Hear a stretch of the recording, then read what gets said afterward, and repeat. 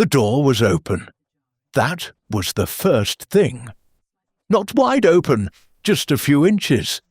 The way a door swings when someone leaves in a hurry or forgets or doesn't care anymore. Miss Marple noticed it from the garden gate. She noticed most things from garden gates. A habit, her niece Raymond's wife called it. Nosiness, other people called it. Miss Marple simply called it paying attention. She had come to return a preserves jar. Honoria Fitch had lent her the jar in August. Blackcurrant jam. Very good, slightly too sweet. And Miss Marple had been meaning to return it for weeks. One thing and another. The weather, her hip, the business with the Hendersons' cat. But today was a bright enough Tuesday, and the jar was sitting by her front door being a reproach. So she had put on her coat and walked the 10 minutes to Jasmine Cottage. The jar was still in her hand when she pushed the door open. "Mrs. Fitch." The hallway smelled of beeswax and something else. Something faintly medicinal. Beneath that, chamomile. "Honoria?" She found her in the kitchen. Honoria Fitch was sitting in the chair by the window. Her usual chair, the one with the faded blue cushion. And she looked, at first glance, like a woman who had simply fallen asleep over her tea. Her hands were in her lap.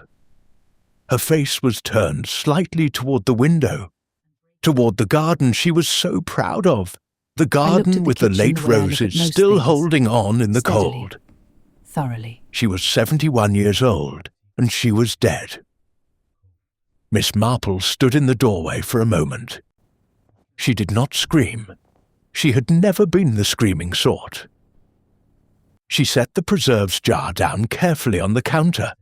Careful because it was china, and breaking it would not help anyone. And she looked at the kitchen the way she looked at most things.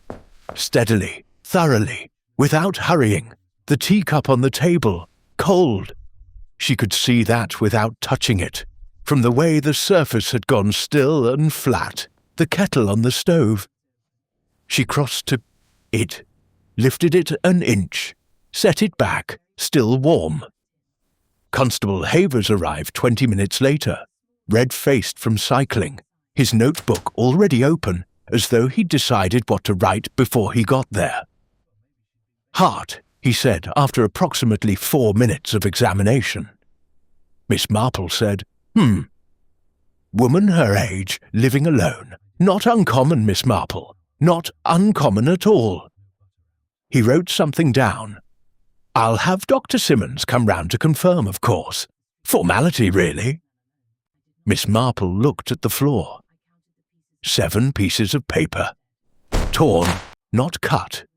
The edges were ragged, slightly damp at one corner from a small spill near the table leg.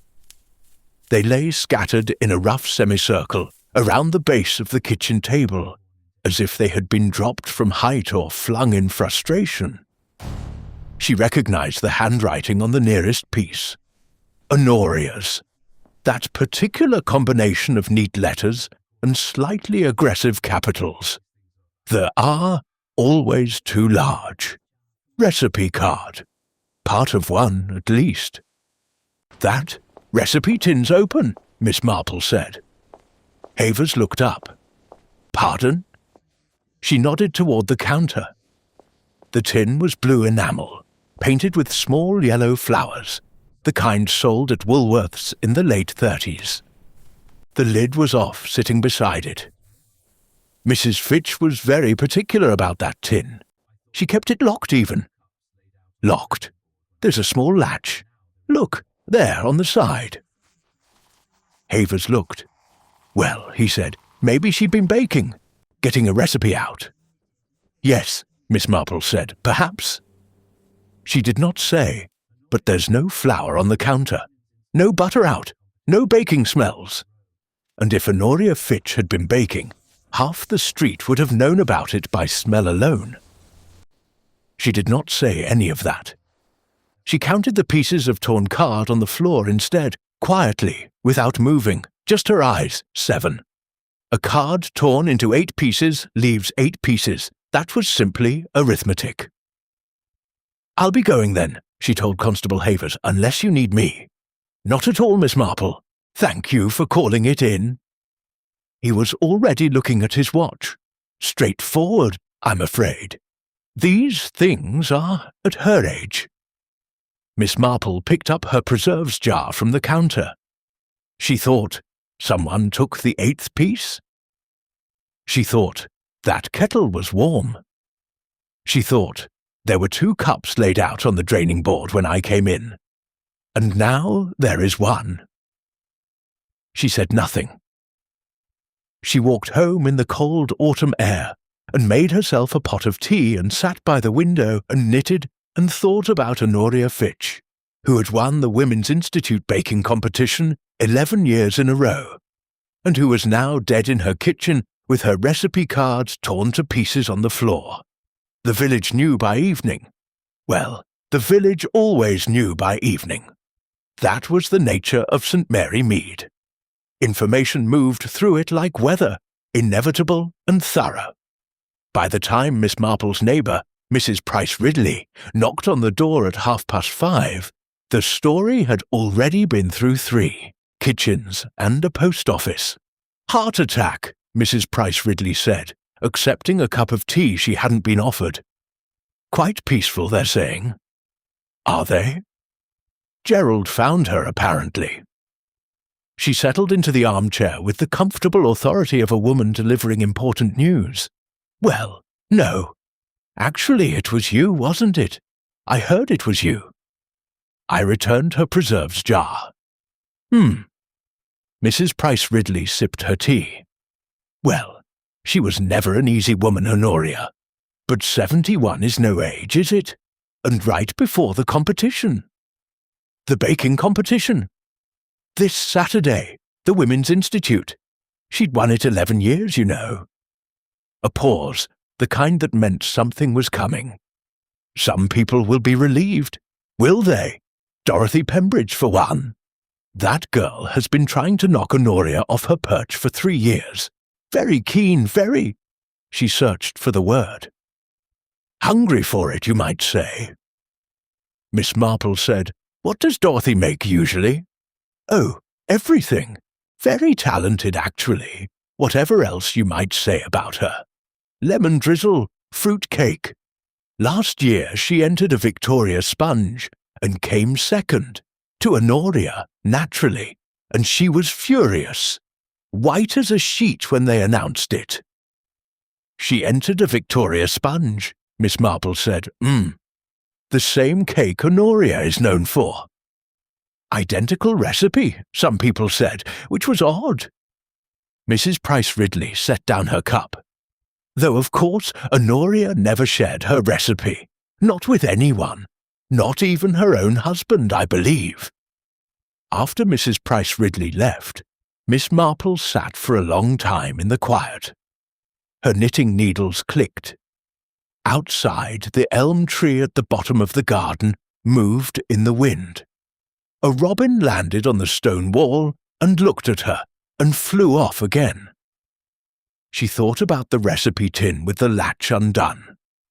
She thought about a girl who entered a Victoria sponge last year and came second.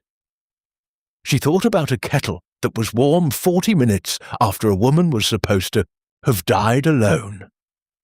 The needles clicked. Somebody, she thought, had tea with Honoria Fitch this afternoon, and whoever it was didn't want anyone to know. She slept badly. That happened sometimes when a thing had got its hooks into her. At 2 a.m, she lay in the dark and thought about a woman she had known, years ago, in the village, a Mrs. Purdy, who kept the greengrocer's. Her husband had died of what the doctor called a weak heart, and everyone had accepted it, because he was a large man who ate too much and worried too much, and his face had always been the wrong colour. But Mrs. Purdy had known. Miss Marple had seen it in her, the way she arranged her grief too carefully. The way she talked about him too much at first, then abruptly stopped. The wrong colour. She fell asleep thinking about chamomile tea and warm kettles, and she dreamed, which she rarely mentioned to anyone, about a garden with no flowers. Wednesday morning. Cold and grey, the sky the colour of old, pewter. Miss Marple put on her coat and went to call on Agnes Tuttleby. Agnes Tuttleby lived in a cottage that smelled permanently of cabbage and lavender water, and she kept a tabby cat named Corporal who hated everyone except Agnes, and occasionally the postman. Miss Marple had known Agnes for 30 years. She was not, strictly speaking, a reliable woman. She embellished, she forgot dates, she sometimes confused people with their relatives. But she knew St. Mary Mead the way a person knows their own hands, every line, every mark. She was delighted to see Miss Marple. Come in, terrible business, isn't it, poor Honoria?" All of this before Miss Marple had fully crossed to the threshold. "Sit down. I'll put the kettle on. Have you eaten?" "I have biscuits somewhere. Corporal got into them, but only the digestives. The ginger ones are fine. Just tea," Miss Marple said. "Thank you, Agnes." She sat in the chair by the window, the one that wasn't Corporal's, and waited while Agnes filled the kettle and talked. This was the method. You didn't ask Agnes questions. You simply sat near her, and she talked. And eventually she told you everything, including things she didn't know she knew. Gerald's a wreck, naturally, though between you and me they weren't the warmest couple in the world, were they? She rather ran things. He rather let her. But still, 40 years of marriage. And then you come home and find her in the chair like that. Agnes set out cups, mismatched, one with a small chip in the rim. He told Jim Hartley at the hardware shop this morning that he didn't know what he was going to do about breakfast, which is, she paused. Well, it's grief, isn't it? Men always go to the practical thing. He came home and found her, Miss Marple said. Apparently. Well, after you'd gone, I mean. He'd been at the allotment all afternoon. He's got a plot down on Vicarage Lane. Grows marrows, mostly. Terrible marrows. No one wants them. He gives them away every autumn. And people accept them. And then quietly, she made a small gesture. You know. Yes, Miss Marple said. I know. The tea came. Corporal appeared from somewhere and sat on Miss Marple's feet, which was unusual. She looked down at him. Agnes, she said, what can you tell me about Reverend Sloane? A pause. Interesting pause. Agnes set down the teapot with slightly more care than necessary. What sort of thing? Any sort of thing. Agnes sat. She looked at her tea. She looked at the window. Then she looked at Miss Marple, with the expression of a woman who has been waiting, actually, for someone to ask. 2 years ago, Agnes said, the competition. Go on. Well, you remember Celia Norton entered that year. Beautiful Victoria sponge. Everyone said so. Lightest thing you've ever seen. And Reverend Sloane was judging, and he gave the prize to Honoria, which, Honoria's sponge was perfectly nice. But it wasn't. She stopped. People talked. They usually do. Honoria went to see him about something shortly after. Private meeting at the vicarage. And after that... Agnes lowered her voice, which was unnecessary as they were entirely alone. After that, Celia Norton received a letter from Reverend Sloane, apologizing for the result, personally, which he'd never done for anything in his life. Aubrey Sloane, not a man who apologizes. No, Miss Marple agreed. He isn't. And Honoria was very, Agnes searched for the word, satisfied. After that, if you know what I mean, there was something satisfied about her. Miss Marple drank her tea. Satisfied. Yes. That was the word, wasn't it? The particular satisfaction of a woman who holds something over someone and knows it. Miss Marple had seen that look before. Mrs. Chadwick, years ago, who knew something about the bank manager and never let him forget it, though she never said it outright either. It was a quiet power, a mean little power. Has he visited her recently? Miss Marple asked. The Reverend, Agnes thought. I saw his car. Well, he doesn't have a car. He borrows Colonel Bantry's sometimes. I saw that brown Morris on Jasmine Lane, Tuesday morning. Yesterday morning. Around 10, I think. Maybe past. You're sure it was his? The Colonel's, I mean, yes. I know that car. It's got a crack in the rear window and a dent on the left side from when Colonel Bantry reversed into his own gate. She said this without judgment, which from Agnes was unusual. Why, do you think? I think nothing yet, Miss Marple said pleasantly. I'm just asking. She called on Gerald Fitch that afternoon. She brought the strawberry jam she'd put up in July. Good jam properly set. She was rather proud of it. And Gerald opened the door, looking like a man who had been standing in the same spot for hours and hadn't noticed. He was 73, Gerald. Thin in the way men go thin when their wives have always fed them well, and then stop. His hands, Miss Marple noticed, were very clean. Garden hands scrubbed clean. The hands of a man who'd needed something to do this morning and had done it thoroughly. Very kind, he said, looking at the jam. Very kind, Miss Marple. May I come in? He stepped back, a little surprised, as though he'd forgotten that was the natural next step. The kitchen. She couldn't help looking. Someone had cleaned it. The floor swept, the cups put away, the table wiped down. Gerald, probably. Needing to do something with his hands. The recipe tin was still on the counter, she noticed, still open, lid beside it. He hadn't touched that part, perhaps hadn't noticed, or perhaps didn't know what to do with it. She sat at the kitchen table, and Gerald made tea without asking, which was right. It gave him something to do. And she watched him move around the kitchen. The small, careful movements of a man in a familiar space who suddenly isn't sure if it's still his. She was a fine woman, he said, his back to her. Miss Marple said nothing. I mean, she had strong opinions, strong ways, but he stopped, set the kettle down a little hard. I keep thinking I should call her for lunch. Yes, Miss Marple said softly.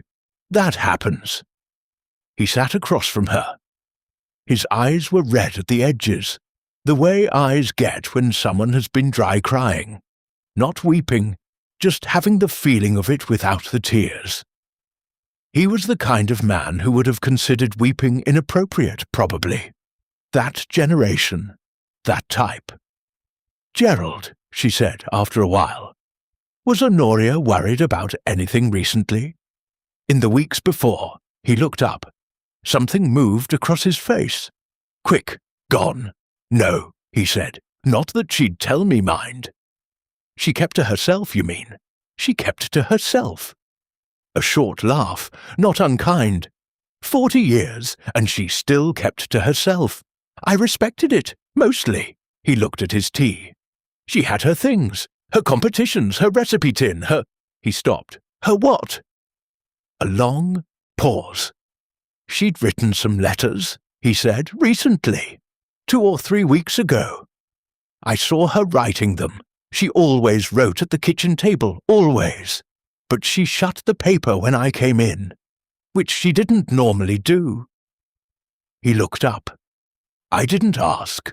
We didn't. It wasn't that sort of marriage, the asking sort. But I noticed. Miss Marple said very gently, Did you see who they were addressed to? Gerald looked at her for a long moment. His jaw was tight. One of them, he said. Yes, one of them. He looked out the window at the late roses in the garden. It was to Reverend Sloane. Dot Pembridge's cottage was at the other end of the village. past the post office and down the lane that got muddy in autumn and worse in winter.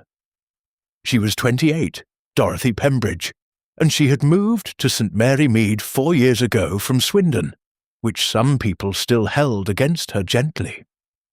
She was pretty in a sharp-featured way, with dark hair and quick hands, and she baked with the serious focus of someone who needed to win at something. Miss Marple knocked.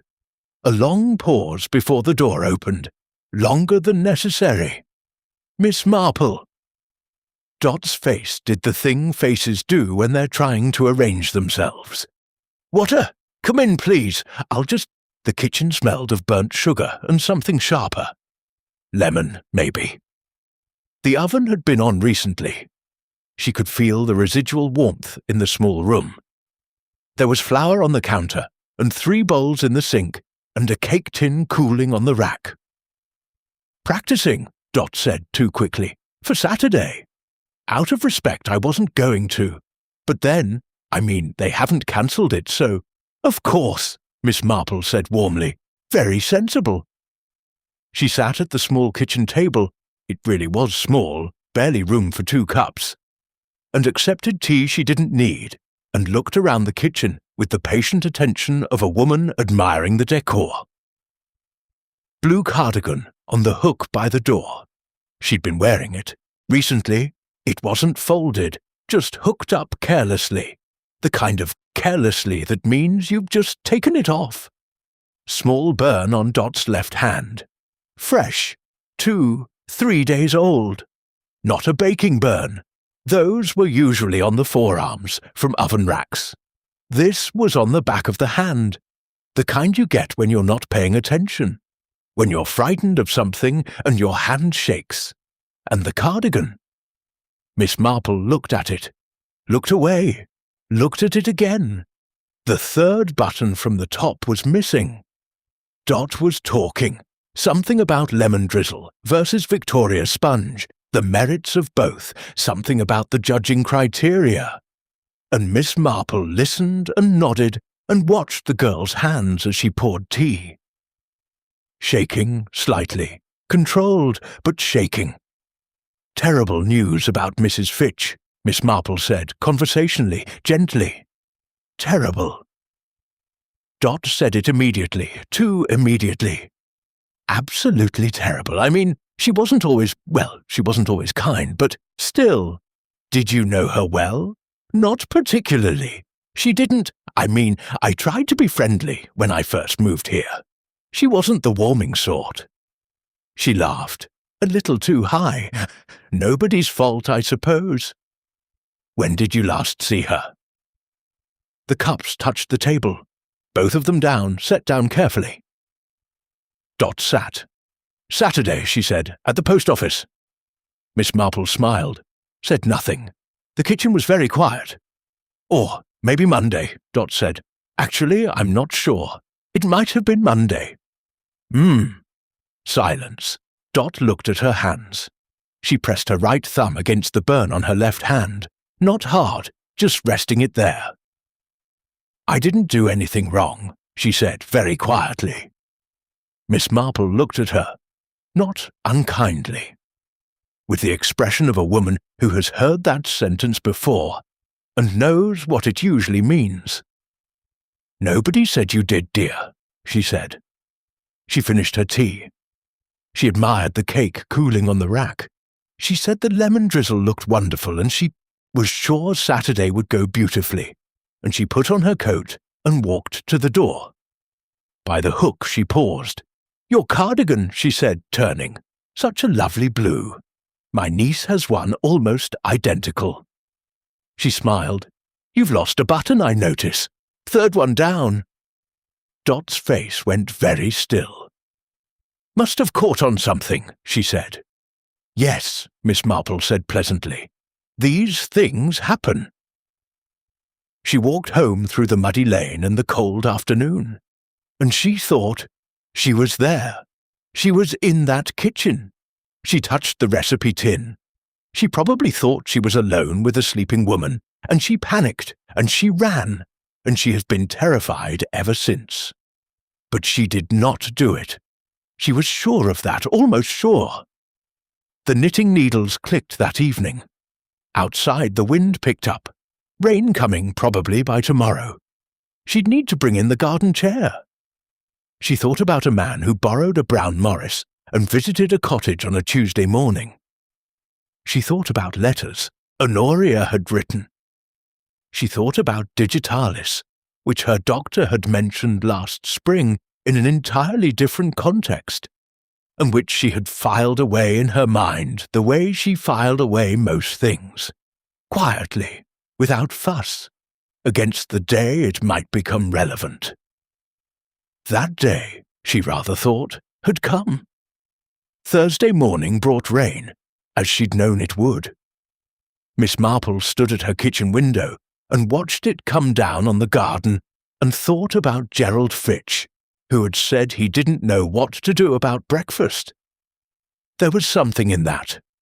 Something true and sad and very ordinary. 40 years of someone making your breakfast. And then one Tuesday afternoon it simply stops. And the world carries on around you as if that isn't an enormous thing. She put on her coat. Gerald answered the door in his gardening clothes, which meant he'd been trying to occupy himself, which meant he hadn't slept either. "I wonder," Miss Marple said, "if I might look for a recipe." "Honoria lent me one, ages ago, written on a card, and I've lost my copy. Raspberry preserve. I thought it might still be in the tin." It wasn't true. She had her own raspberry preserve recipe, had used it for 20 years, didn't need Honoria Fitch's version or anyone else's. But Gerald didn't know that. And Gerald was the kind of man who found requests easier than condolences. "Of course," he said, "course. Kitchen's just as she left it, mostly. I haven't—" He stopped. "Help yourself. I'll be in the garden." She waited until she heard the back door. Then she stood in the kitchen doorway and looked at it properly. The way you look at something when you're allowed to really look. No Constable Havers tutting, no Gerald hovering, just the room and her eyes and the quiet rain against the window. The recipe tin first. She lifted it carefully. Inside, cards, dozens of them, written in Honoria's hand, organized with the particular obsessiveness of a woman who controlled what she could. Alphabetical. Each card in a small paper sleeve. Biscuits, bread, cakes, several of those, preserves, puddings, Victoria sponge, gone. Not just the card on the floor. Every copy. She could see where one had been, the slight ghost of a card-shaped gap between the V and whatever came after. Vanilla biscuits, as it happened. Honoria had even written the recipes in alphabetical order within each category. Of course she had. Miss Marple looked through the rest of the tin carefully. Everything else was present. The raspberry preserve was there, 3 versions actually, Honoria apparently having refined it over years. She was thorough like that. Thorough about the things that mattered to her. The Victoria sponge mattered most. Everyone knew that. She set the tin down and looked at the floor. Swept now. Gerald, probably, Thursday morning needing something to do. But she crouched slowly, her hip complaining about it, and looked at the space beneath the table. There, in the corner where the table leg met the floor. Too small to sweep easily. A button, blue, small enough to be from a cardigan rather than a coat. Pale blue, the blue of early morning sky, the blue of a cardigan hanging on a hook in Dot Pembridge's cottage, with a gap where the 3rd button should be. She left it where it was. She stood up, carefully, the hip again, and turned to the counter. The draining rack, 2 cups Havers had seen. 1 cup when she'd looked back. She had assumed one was washed and put away. But Gerald had come home after she'd left, and Gerald was the kind of man who wouldn't touch his dead wife's washing up. She knew that instinctively. She opened the cupboard above the draining rack. 6 cups on the shelf. Honoria's good ones, pale yellow with a thin gold rim. She used to bring them out for the WI meetings, Miss Marple remembered. She looked at them. Then she looked more carefully. 5 were pushed to the back, gathered together the way cups gather when no one's touched them for a while. The 6th was slightly forward, recently moved, recently replaced. She lifted it. The inside wasn't quite dry, not damp, not wet, just not quite dry. The way a cup gets when someone washes it quickly and puts it away before it's properly ready, because they're frightened and they need to be gone. Someone had washed a cup in this kitchen on Tuesday afternoon. Someone who was not Honoria, because Honoria was dead. Miss Marple stood in the kitchen and listened to the rain, and felt, not for the first time in her life, the particular weight of knowing something that the world had decided wasn't worth knowing. She put the cup back exactly as she'd found it. The chemist was run by a Mr. Poole, who was 60 and careful and kept records of everything in a leather ledger that his wife called old-fashioned and he called responsible. Miss Marple had bought aspirin there for 15 years. She went in on Thursday afternoon when the rain had softened to a drizzle and bought a small jar of eucalyptus and spent 10 minutes talking about Mrs. Poole's sister in Torquay, and then said quite naturally, "I saw Reverend Sloane the other day. He's looking tired, I thought." "Heart medication," Mr. Poole said without thinking. Then he closed his mouth, professional habit catching up with him. "Oh dear," Miss Marple said sympathetically. "Nothing serious, I hope." "I really couldn't say." Firmly, properly. He counted her change with great attention. "No, of course not," Miss Marple said. "Of course not."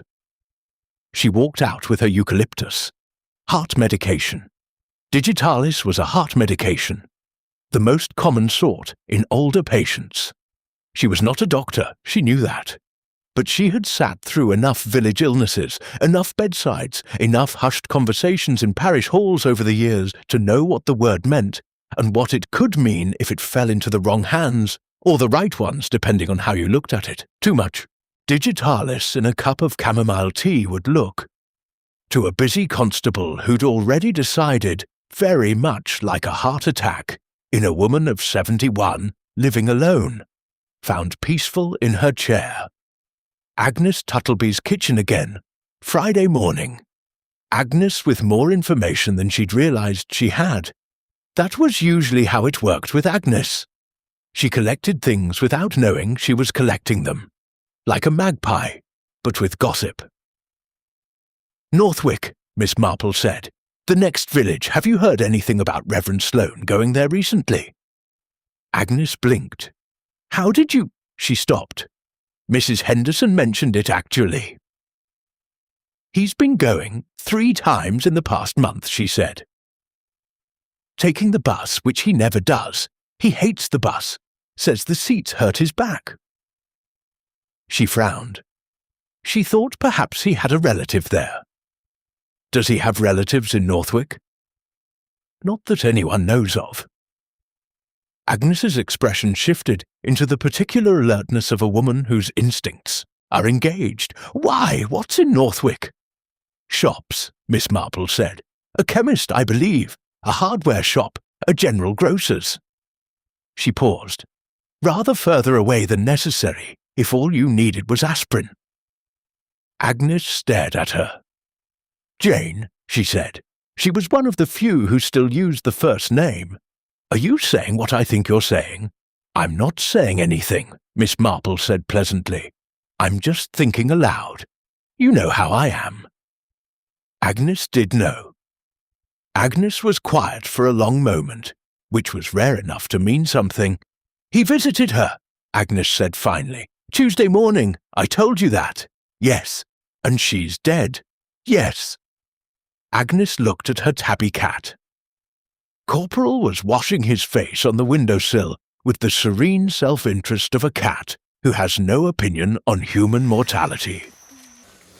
She had something on him, Agnes said. It wasn't a question. I think, Miss Marple said carefully, that Honoria Fitch was not always a kind woman. And I think that not always kind. People sometimes do unkind things with the things they know about others. She looked out the window. And sometimes the people they do it to run out of patience. The kitchen was very quiet. Poor Aubrey, Agnes said softly. Then she shook her head. No, not poor Aubrey. She said it firmly, like correcting herself. No, Miss Marple agreed, not poor Aubrey. She went home and sat by the window, and did not knit. She just sat.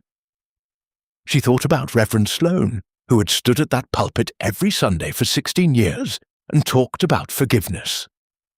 She thought about his heart medication.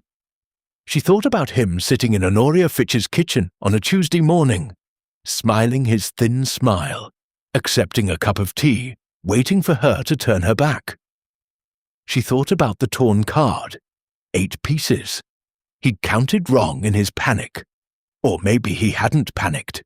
Maybe he'd been very calm about it, and calm people make different kinds of mistakes. She thought about the 8th piece, with her name on it, Gerald had thought. But it wasn't his name. She was certain of that now. It was the Reverend's. Honoria had been careful. Honoria had been the sort of woman who wrote things down, who organized her recipes in alphabetical order, who kept a tin with a latch. She would have written it down. Whoever she had something on, she would have written it somewhere, filed it away like a recipe she might need one day. And she had needed it. She'd used it. And then she'd kept the card, probably on her person, the way people keep important things, close, where they can feel it. And he'd known it. Known she'd have it written somewhere. He'd come for the tea and stayed for the search, and in his hurry he'd torn the wrong card, maybe in a drawer, maybe from the tin, maybe she'd had it in her pocket and he'd found it and torn it without thinking and dropped it and... 7 pieces. He thought he had 8. He didn't. Miss Marple sat up straighter. If there was an 8th piece, it was still in the cottage. She went back that afternoon. Gerald was at the allotment. She was slightly ashamed to admit, waited until she saw him leave. The door was unlocked. Villages were like that, still, even now. She let herself in and went to the kitchen and stood where she'd stood before. 8 pieces, 7 on the floor. 1 taken, but she'd been looking at the floor. Everyone had looked at the floor. Havers, Gerald, herself. She looked up, the window above the sink. Old wooden frame, the kind that sticks in autumn. There was a small gap between the frame and the sill on the right side. The wood had warped, left a narrow space. She crossed to it, reached into the gap, a small piece of paper, folded once. She opened it. Honoria's handwriting, the large R, clear and deliberate, the way you write something you want to last. R. Sloane, competition 1951, bribe £5, nose. And beneath that, in smaller writing, as if added later, told him I would go, to Bishop Whitmore, if the payment stopped. Miss Marple stood at the kitchen sink with the piece of torn recipe card in her hand, and rain on the window, and felt quite suddenly enormously tired. Payments, not just one favour then, an ongoing arrangement. Honoria had been collecting something from him for 2 years. Money, maybe. Influence, the guarantee of future wins. And he had paid. And then one day he had decided to stop paying in the way she wanted and pay in a different way entirely. She folded the paper very carefully, put it in her coat pocket, went home. That evening she telephoned Dr. Simmons. He was a good doctor and a sensible man, and he answered on the third ring. "The post-mortem," she said, "for Mrs. Fitch. Has it been requested?" A pause. "Constable Havers classified it as natural causes, Miss Marple. There's no—" "I think," she said, "that you ought to request one. As her physician, I think you'll find it was not a weak heart." Another pause, longer. "Miss Marple? Yes. Is there something you know that I should know?" She thought about the warm kettle, the second cup, the blue button, the 8th piece of card in her coat pocket. She thought about an old woman who wasn't kind, and a man who stood at a pulpit and talked about forgiveness, and a young girl with a burn on her hand who said I didn't do anything wrong in the voice of someone who needed very much to believe it. "I think there is, yes," she said.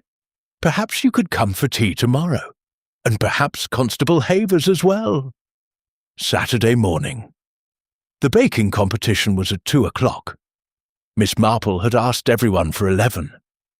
She had made tea and put out the good biscuits, the ones she kept for actual occasions, not just visitors, and she had arranged the chairs in the sitting room, with the particular care of a woman who knew that where people sat mattered. Constable Havers by the door, because he would need to feel official. Dr. Simmons near the window, because he would need to feel separate from the proceedings. Gerald on the small sofa, because he would need something solid beneath him. Reverend Sloane in the chair nearest the fire. She had thought about that one. The warmth would be uncomfortable, not unbearably. She wasn't a cruel woman, but enough. Enough to make a man shift. Enough to make him aware of his own body, his own skin, the way guilt makes you aware of things. Dot Pembridge she had invited last. By note, slipped through the door at 8 this morning. Please come at 11, dear. It would help to have you there. J. Marple. The note had been deliberately vague. She needed Dot present, but not forewarned. Dot would fall apart with too much time to think. Havers arrived first, frowning slightly, in his good uniform. "Miss Marple," he said, "I'm not entirely sure what this is about."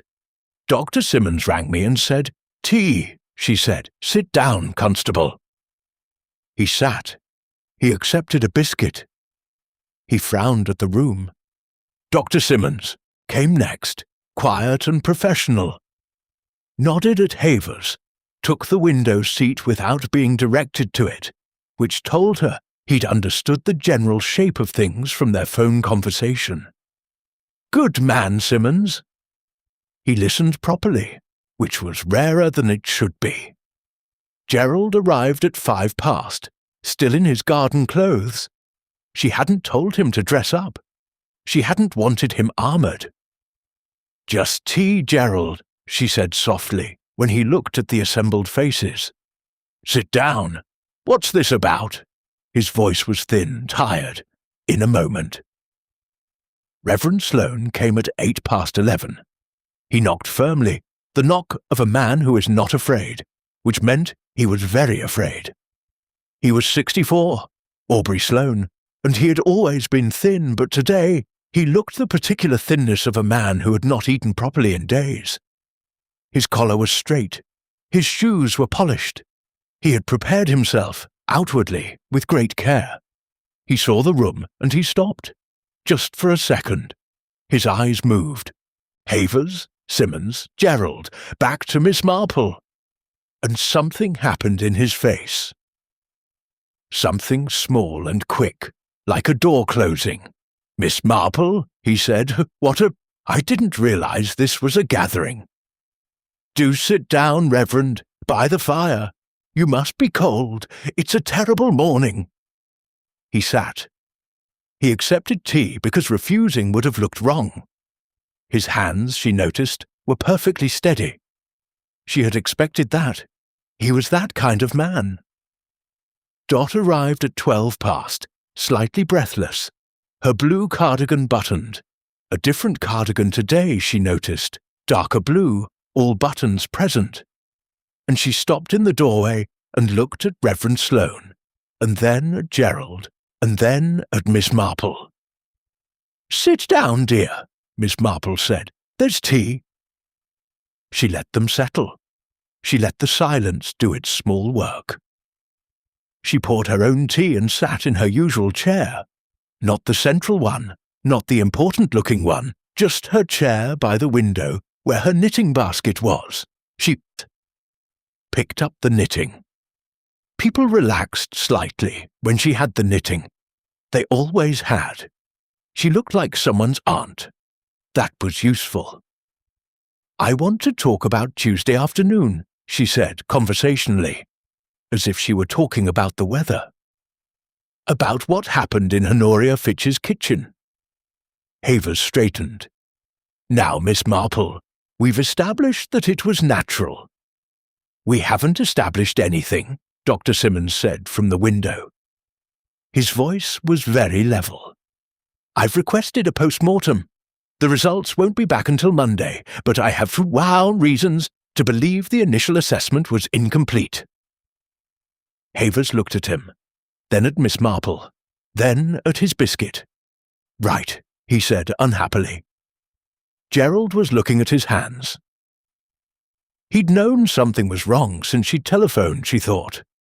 He'd known, and he'd come anyway, because Gerald was the kind of man who needed to know the whole thing, however much it hurt. Dot was very still. Her hands were around her, teacup, tight.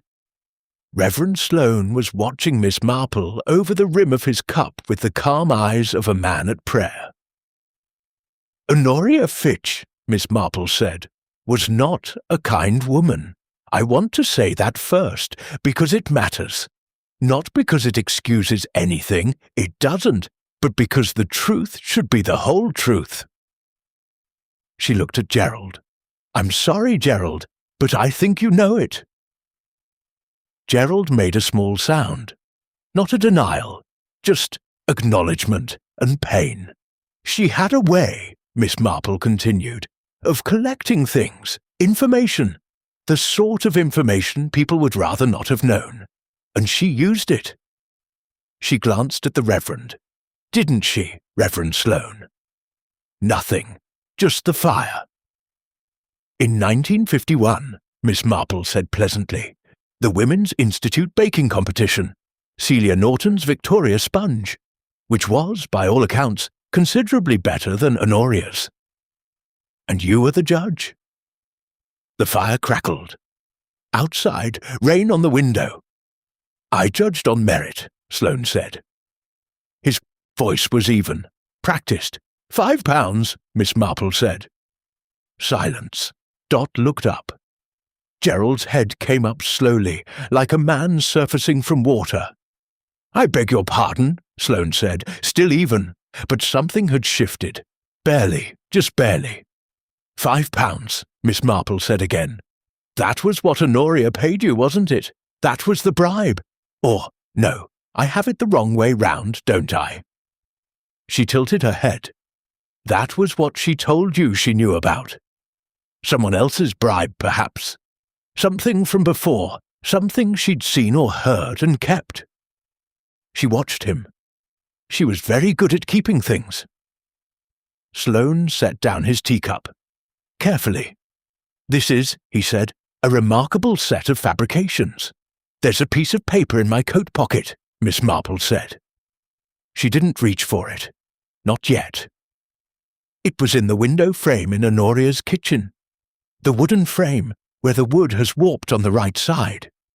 It fell there, or was put there, on Tuesday afternoon, when someone was searching rather hurriedly for exactly that piece of paper.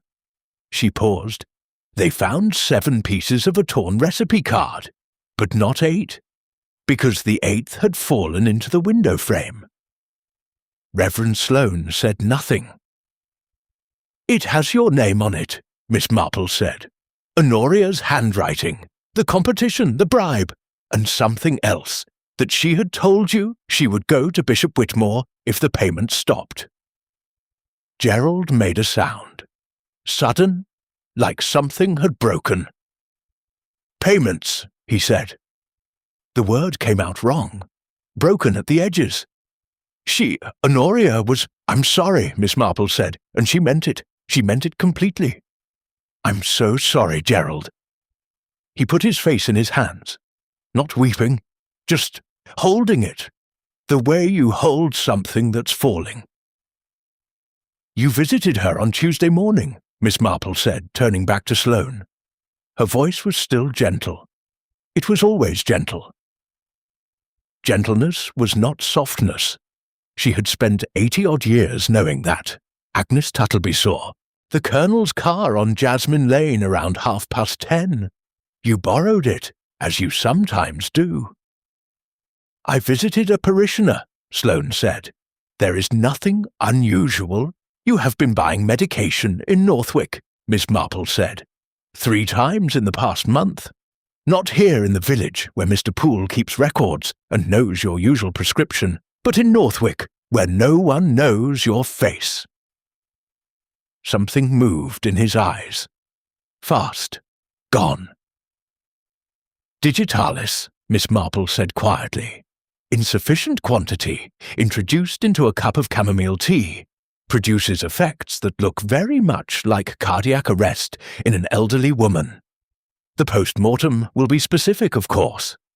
Dr. Simmons is very thorough." Dr. Simmons said nothing. He just looked at Sloane. "You came on Tuesday morning," Miss Marple said. "You made peace, or seemed to. She made tea, her usual chamomile. She always had chamomile at that hour. Half the village knew it. You sat with her. You waited for the moment. And when she turned away, to the window perhaps, or to fetch something, you put it in her cup." She stopped. She let it sit. The fire was the only sound for a long moment. The fire and the rain.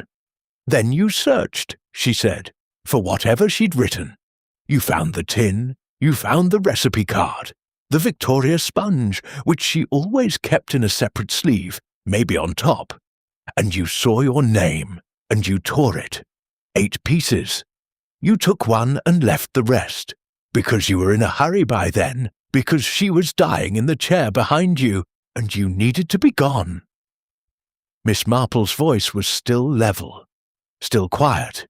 "You rinsed your cup, you put it away, nearly dry but not quite, and you left, and you took the door on the latch, but it swung open again, because the catch on Jasmine Cottage has always been unreliable." She reached into her coat pocket, put the piece of paper on the table. Everyone looked at it. Small, folded once.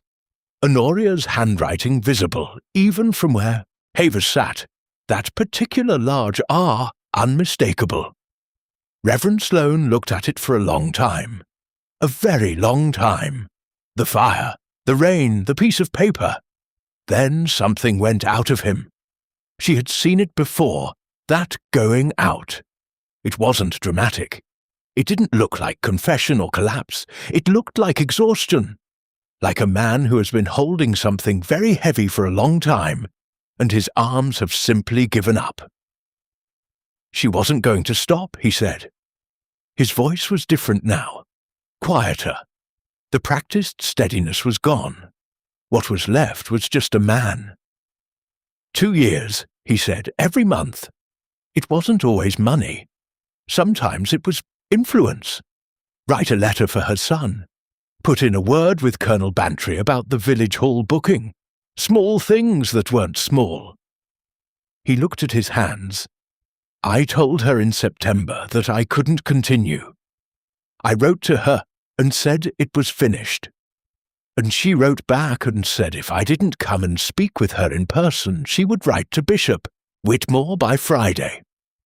Nobody spoke. I went," he said. I'd been thinking about it for weeks.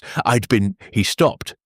I told myself I was going to reason with her, just talk to her, make her understand that it had to stop. A pause, long. I didn't bring it with me. I want to say that.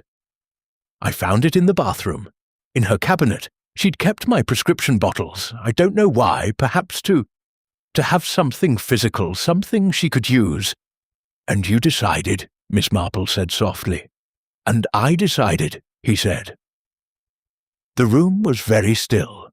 Havers was on his feet. He looked deeply unhappy. The way decent men look when something they hoped wasn't true turns out to be true. Reverend Sloane, he said. His voice was stiff with the effort of officiousness. I'm going to need you to, you'll need to come with me, to the station, pending the post-mortem results, and yes, Sloane said, yes, all right. He stood. He was very straight still. Whatever had gone out of him hadn't taken his posture with it. He looked at Gerald, who still had his face turned away. Gerald, he said. I don't, Gerald said very quietly. Please, just don't. Sloane nodded. He went with Havers without being asked again. The door closed. Dot made a sound, a small broken sound, like something that had been held for too long. I found her, she said. I thought she was asleep. I touched her wrist and she was already cold, almost, and I panicked. Her eyes were full. I'd gone to ask her for the recipe. I know how that sounds, I know, but I wanted to ask one more time, properly, and I thought maybe if I just knocked and asked nicely. She was crying now. Properly, not elegantly. Her hands were shaking.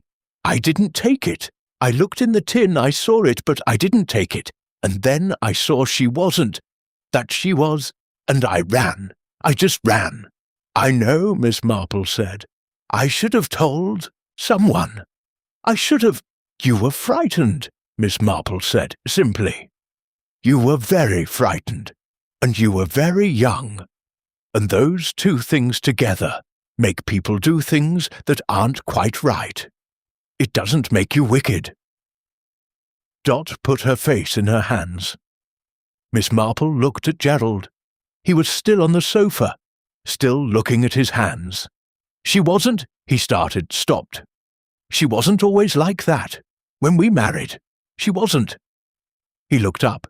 His eyes were dry, but the red around them was worse. She was sharp. She was always sharp. But she wasn't. I didn't know she was. That she'd been doing that to him. I don't think, Miss Marple said carefully, that people are simply one thing, Gerald. She was your wife, and she loved you. In her way, I believe that. And she was also capable of this. Both things were true. She looked at him. You're allowed to grieve what was true and what was not. He was quiet for a long time. 40 years, he said finally. Yes, and I never really knew. No, Miss Marple said, but she knew you. She chose you specifically, I think, because you were the kind of man who didn't pry, who respected her silences, who gave her room. She paused. That was probably the best of her, that she recognized something good and wanted it close. Gerald looked at her. His chin wobbled once. Then he steadied. That's a very kind thing to say. It's a true thing, Miss Marple said, which is better. After they'd all gone, she sat for a long time in the quiet sitting room. The fire was low. The cups were still on the table, 4 of them, tea gone cold. The piece of paper was gone. Havers had taken it, carefully, in an evidence bag he'd had to search for in his jacket pocket. She could still see the shape of where it had sat on the table. Small, folded once, all that damage. In a piece of paper the size of a playing card. She thought about Honoria Fitch, who had kept a locked tin and a careful record of other people's failings, who had won 11 baking competitions and died in her kitchen chair with her eyes toward the garden. who had loved her husband, possibly, in the only way she knew. She thought about Aubrey Sloane, who had stood at the pulpit every Sunday and talked about mercy. She thought, the worst things people do are always almost understandable. That was what made them so terrible. You could follow the line of it, from the first small compromise to the last unforgivable one, and each step made a kind of sense. That was the thing nobody liked to admit. She got up and cleared the cups. Then she put on her coat and walked to the village hall.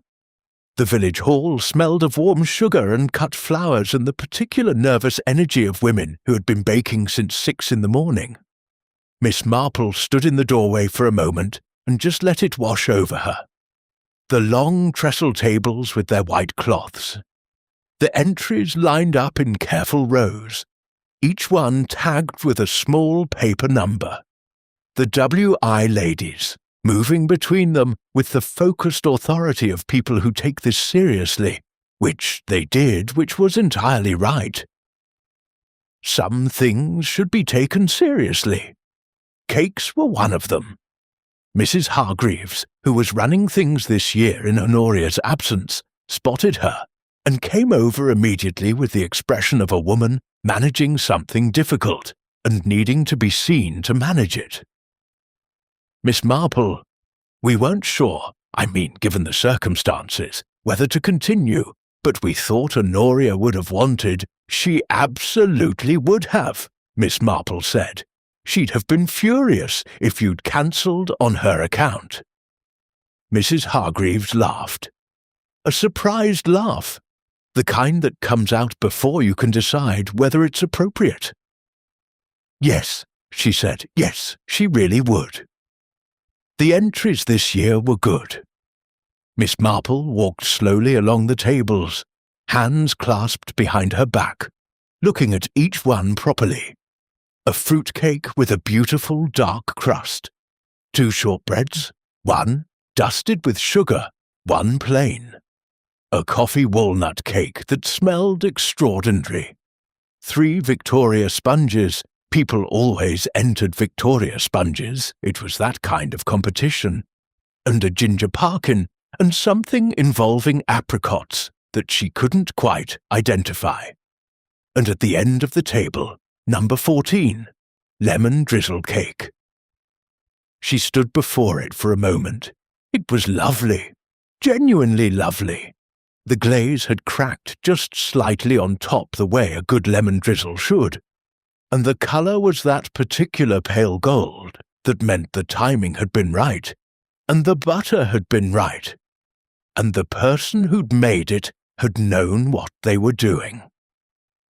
Dot was standing near the back wall, with a cup of tea she wasn't drinking, watching Miss Marple with an expression that was trying very hard to be neutral. Miss Marple looked up at her, smiled, just that, just a smile.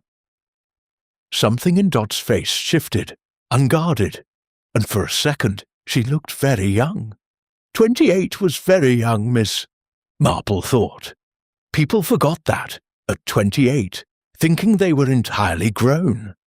They weren't, quite. There was still the part that needed someone to tell them it was going to be all right. She would need to speak to Constable Havers about Dot, about her presence in the cottage. The girl had done nothing criminal, strictly speaking. Found a body, panicked, run, foolish, yes, wrong, yes, wicked, no. And Havers was a decent man, underneath the frowning. He would be sensible about it. Gerald came in at 1:30. She hadn't expected him. He was still in his gardening clothes. He hadn't changed or hadn't thought to. And he stood in the doorway, looking at the room with the expression of a man who has walked into something louder than he remembered the world being. He was carrying something. A small jar, pale gold, almost amber. He found her near the window and pressed it into her hands without preamble. She made it in August, he said, gooseberry and elderflower. She was very pleased with it. He looked at the jar. There are 14 jars in the larder. I don't I can't eat 14 jars of gooseberry preserve on my own." A pause. "Thought you might like one." "I would," Miss Marple said. "Very much." He nodded. He looked around the room. At the tables, at the cakes. "She would have won again," he said, "this year. Whatever you think of her, she would have won." "Almost certainly," Miss Marple said. "Damn unfair," he said. "Not about the competition. Or maybe about all of it. Both things at once." "Yes," Miss Marple said, "it is." He stayed for the judging, and then he left before the announcement quietly, through the side door. And she watched him go and thought, he'll be all right. Not soon, not easily, but eventually. He was the kind of man who would tend his marrows and give them away to people who didn't want them, and make his own breakfast, badly at first and then better.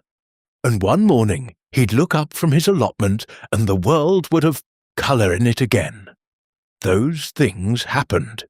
She had seen enough of them to know. Dot's lemon drizzle came second. She stood very straight when they announced it, her hands clasped tight in front of her. Mrs. Hargreaves handed her the second-place card. Pale blue. Honoria had always won the red, and she took it and looked at it, and her eyes went wet. "It's only second," the woman beside her said, meaning to be kind. "I know," Dot said. She didn't sound disappointed. She sounded, actually, like someone who has been carrying something heavy for 3 days and has just put it down. Not triumphant, just relieved, just lighter. Miss Marple caught her eye across the room. Dot held up the pale blue card. A small gesture, private. Miss Marple nodded. She walked home at 4 o'clock, the gooseberry jam in her coat pocket, the village settling around her into its Saturday afternoon rhythms. The post office closed. The smell of someone's dinner beginning somewhere. A reassuring smell, onions and something warm. 2 boys on bicycles she didn't recognize. Grandchildren of someone, visiting for the weekend. The elm at the corner had dropped more leaves overnight. They lay yellow on the pavement, wet from the morning's rain, bright as anything. Her garden gate was cold under her hand. She stood for a moment before going in. She thought about what she had done this week, what she had found and said and understood. She thought about Reverend Sloane, who would be at the station now, or home under some arrangement, waiting for Monday and the post-mortem and the machinery of consequence to begin its slow grinding work. She thought about Honoria Fitch in her kitchen chair, with her face toward the garden, and whether she had known, at the end, what was happening, and whether she had been afraid. She hoped not. She chose to hope not. She thought, it is a terrible thing to understand why someone did something monstrous. It doesn't help. It doesn't make the monstrous thing smaller. But you can't unknow it once you know it. And perhaps that was the point. Perhaps that was what 70-odd years of watching people had left her with. Not wisdom exactly. Just the inability to look away from the full, complicated truth of things. It didn't make her happy. It made her useful, which was different. Inside, she put the kettle on. While it boiled, she stood at the kitchen window and looked at the garden. Late afternoon light, watery and thin, that particular autumn light that makes everything look as though it's being seen through old glass. The roses had almost gone over now. The garden chair she'd been meaning to bring in was still out there, wet, sheened with collected rain. She really must bring that in. The robin was on the wall. He landed while she was watching, just appeared, the way robins do, with that suddenness, that absolute certainty about where they're going. He sat on the stone wall and looked at the garden, and looked at her through the window, and ruffled himself once against the cold. red breast bright as anything. She thought about Honoria's gooseberry jam in her pocket. She thought, I will have some with my tea, and I will think of her as she was in August, pleased with her jam before all of this. That was the kindest thing she could do now, perhaps the only kind thing left. The kettle boiled. She made her tea. She sat by the window in the thin autumn light, with her cup and her knitting, and the jam she would try later, and she watched the robin on the wall. And the robin watched the garden, and St. Mary Mead went on around them both, quiet and ordinary, and entirely itself, the way it always did, the way it always would. The end.